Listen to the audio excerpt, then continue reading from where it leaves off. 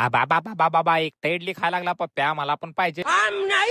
देव नको बे, मी आधीच घेऊन बसलो इडली खायला. तुला काय वाटलं तू दिला नाही म्हणजे कोण देणार नाही मला? थांबा भावानो, तुम्हाला इडली खाऊन सांगतो बरं का कशी झाली. बाबा बाबा तुम्हाला सांगतो भावानो, एकदम साऊथ इंडियामध्ये आल्यावर वाटा लागलो तुम्हाला इडली खाल्ल्या खाल्ल्या. काय जास्त खाऊ शकत ना हो, करणे आता जेवण आलो तुम्ही बळबळ खायला लागलो. आणि हे खाने के बाद कुछ मीठा हो जाए इसलिए काकून दही आणि साखर आणून दिलं बरं का. एकदम क्वालिटी लागा लागलो होतं ती पण दही तेवढं थोडं आंबट पाहिजे होतं बरं का. लगेच माझे ते फुकटचं खायला असले की काय बी दिलाय ते गपचप गिळावं तसलं काय नाही. एकदाच दही खाऊन झालं का वरनं थोडं पाणी पिलं दुकानामध्ये आलो बरं का. तर आणि तिकडे अगरबत्ती वावळायला लागला होता पूर्ण दुकानाला. आणि तेवढ्यामध्ये पप्प्या आला होता बरं का. पप्प्या काय तर दाखवा लागला होता. हे विषय काय माहिती का, आपल्या मशीनचा आहे का ते गार्ड तुटले त्यामुळे नवीन घेऊन आला. आणि त्याच्यासोबत आपल्या मशीनचं ओरिजिनल ब्रश भेटलं तर त्यामुळे ते पण घेऊन आला येताना. आणि बोर्ड कटिंग करताना आपल्याला खडू पण लागते तर त्यामुळे त्याला बॉक्सच केला एक नवीन.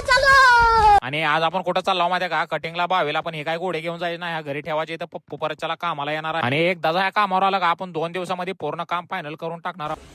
पहिलं तुम्हाला सांगतो भाऊ हे काय काम आपण केलेलं नाही बरं का. पहिलं एक जणांना पायपिंग केला आणि फरार झाला परत चला त्यांनी. आणि हे चला म्हणलो आतमध्ये जाऊन बघावं काम केवढं मोठं आहे. आतमध्ये गेलो का तुम्हाला सांगतो सगळा अंधारात दिसायला लागला होता. अंधार तर दिसत नाही बरं का, पण तुम्हाला सांगतो मला वाटायला लागलो होतं आतमध्ये गुप्यामध्ये आलो का काय मी. त्या रूम मध्ये दिवसा एवढा अंधार दिसायला लागला तुम्हाला सांगतो. रात्री जर कोण आलं का फाटूनच हातात तिथे बघा त्याची.